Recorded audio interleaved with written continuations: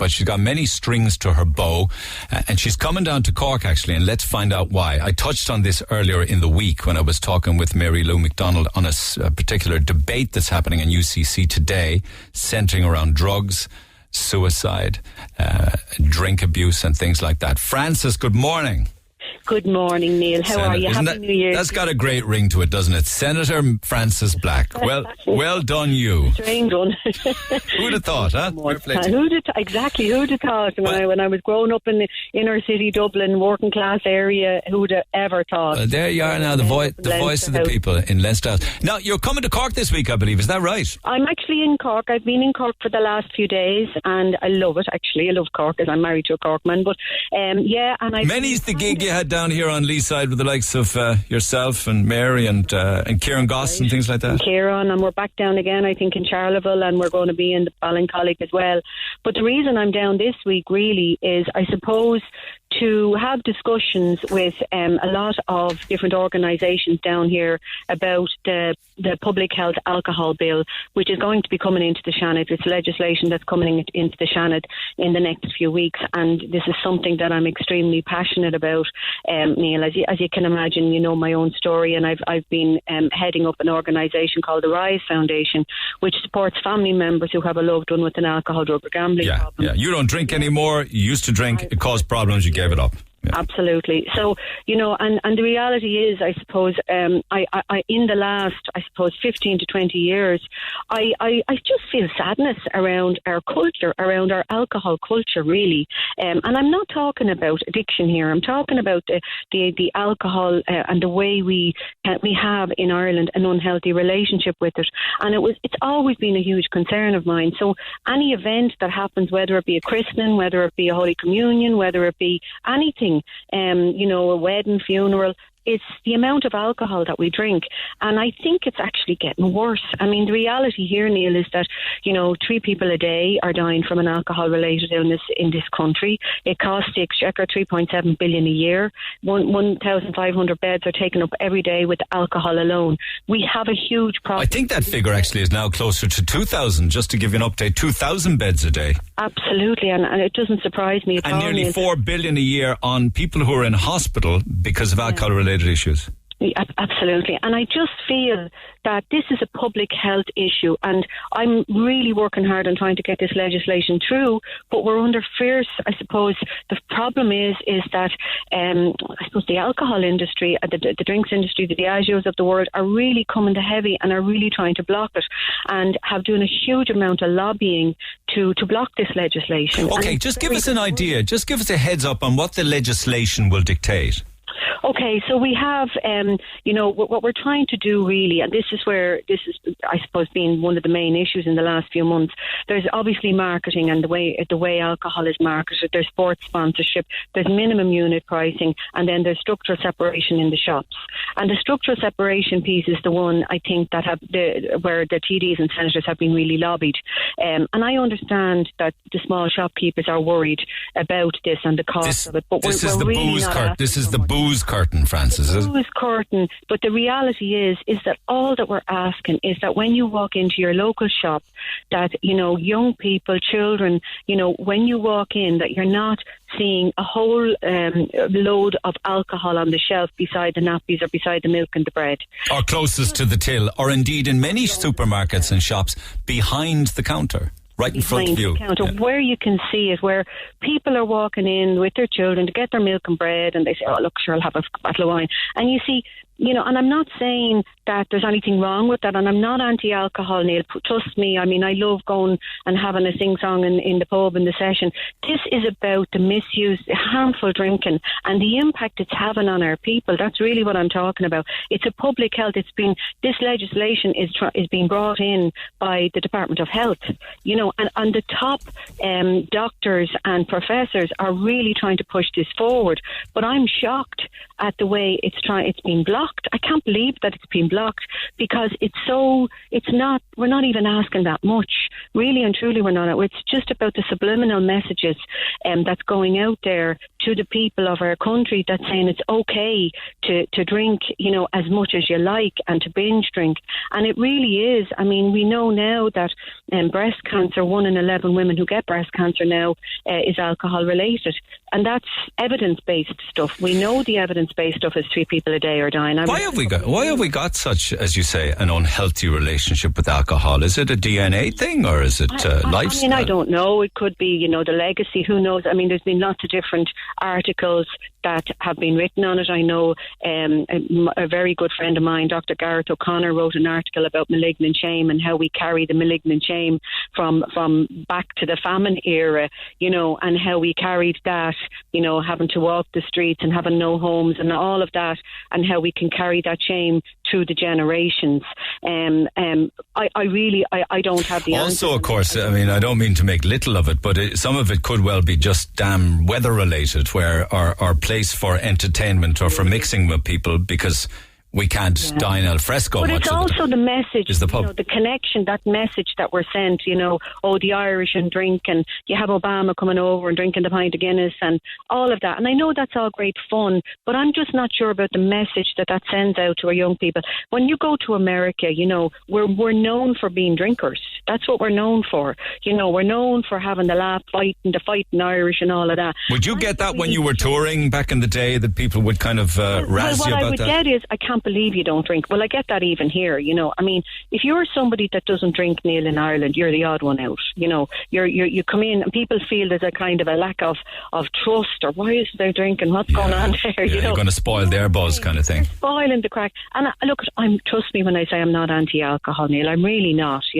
All I'm saying is that this legislation is going to work towards changing slightly our culture. It's not the answers, and we have to look at services and all of that. That's another day's work. Okay. This legislation is vital, and I'm actually I'm making a plea today to Micheál Martin to support this legislation. He's a very good man. He has done an awful lot of great work around the cigarette legislation. He was the one that drove that, and I really, really want to ask him to consider Fianna Fáil supporting this legislation. Why are Fianna Fáil saying that are Fianna Fáil not behind this? Well, it's not that they're not behind it. They just haven't made a commitment to support it just yet. Okay, so you talk about the booze curtains, and the retailers are saying it's bad for business and they can't afford it and they don't want to have to put in all of the changes. What about the elephant in the room here? And this is just the sheer cost of cheap booze.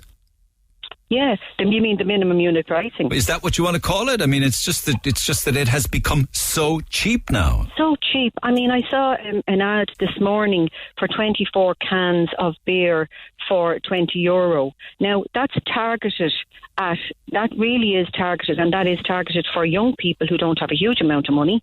Right, and we're talking about the slabs of beer that are bought now, who don't have a huge amount of money and who are drinking in excess, or people who have alcohol problems. And that's what the minimum unit pricing, we're trying to reduce that, that young people can't go out with their pocket money, at 15, 16 and 17 and buy slabs of beer. Let me just stop you on that. I actually met an acquaintance of mine over the Christmas who was able to buy 24 bottles of Carlsberg for €10. So you say 20, I can tell you 10. But are you saying that the legislation would outlaw the selling of slabs? Yes, that's what we're trying to do. We're trying to, and it's not really about the slabs, it's about the volume. The minimum unit pricing is about the high strength volume of alcohol. So I think that needs to be clear that, so like the cheap cider, that has a very strong volume and strength of alcohol that's really causing the damage, that we actually put a price on that as opposed to the slabs of beer. Right. Okay. So the volume of alcohol. One of the big growth areas is drinking wine, particularly at home. What about the $5 bottles of wine? And apparently women have more of a propensity than ever before for drinking wine at home. Yeah, and that's a huge problem, and more women now have problems. And we all think, gosh, it's only wine. I mean, I know people who said, I'm off the drink, I'm only drinking wine. But actually, wine has a much higher strength of alcohol in it and can do more damage long term than a lot of other drinks, if you know what I mean. So, I mean, the reality is that we need to look at changing our culture. We have an unhealthy relationship with alcohol. This is a public health issue. It's huge, Neil, and we really, really need to get as much support, particularly from the political parties, as we possibly can, and not look at supporting, the profit. We need to look at people here and people's lives. I set up the organisation, the Rise Foundation, I work with families, and I'm seeing it every day, and it's heartbreaking. I was at 2 funerals last week for people who've lost loved ones to alcohol alone, and young people. I'm talking about 40s and 50s. It's devastating, and I feel I have no agenda. I have no political agenda with this, Neil. I'm not in any political party. I'm an independent. All I care about is our people, and we have to bring in this legislation. Let me ask you this. I spoke earlier on this morning on a different related topic. We got talking about it again, even though we spoke about it a lot with the run up to Christmas. Does the 12 pubs thing at Christmas time sadden you? Well, it does. I mean, again, it's not that, trust me, I'm not. I know, I understand that. You've said that, yeah.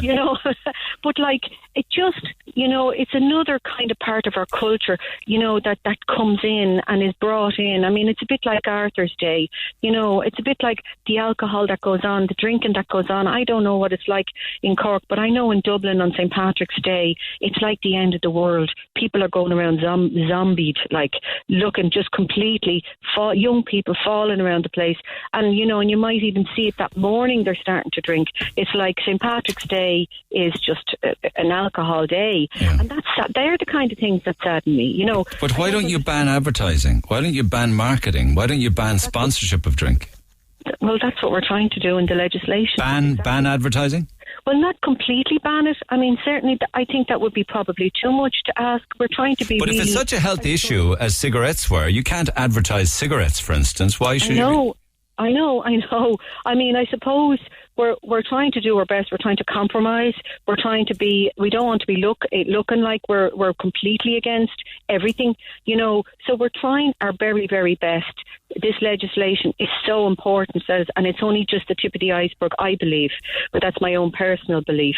It's the tip of the iceberg. It's a start. It's creating awareness about, the damage that alcohol is causing to our people, in our culture, and that's really what it's about. And it's starting the conversation. It's the start. Yeah, and that's why we're chatting. Another day's work. That's why we're chatting. Actually, here's the reason why you can't ban advertising and marketing is because alcohol, drank responsibly is not bad for your health, and therefore for those who drink responsibly, they should also be entitled to see the advertising telling them what's available in the marketplace. Exactly. And it's just, so I think, the reality is, Neil, we're doing our best, but I really do. I'm asking for support from the people in Cork to really get behind this, to write to their local TDs and ask their TDs and senators in this area to support this legislation and to do it from a public health point of view. That's really what my plea is. And what's the timescale on this, Francis?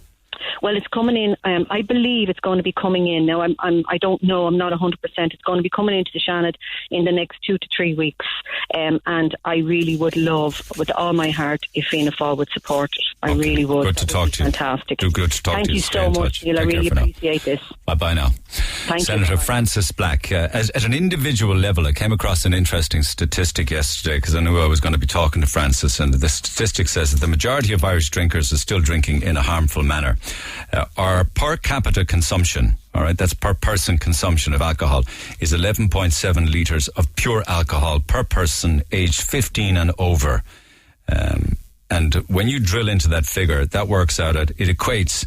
It's extraordinary. It's hard to believe, actually. It's hard to believe that figure equates to, per person, per capita consumption in Ireland, it equates to a bottle of vodka every week per person. Now, that figure is somewhat distorted because it takes into consideration the amount of people who drink way too much, the amount of people who drink an average amount, the amount of people who drink little. But because there are so many people drinking way too much, when you average it out amongst the per capita population of the country, it equates to a bottle of vodka a week, which is nuts, isn't it?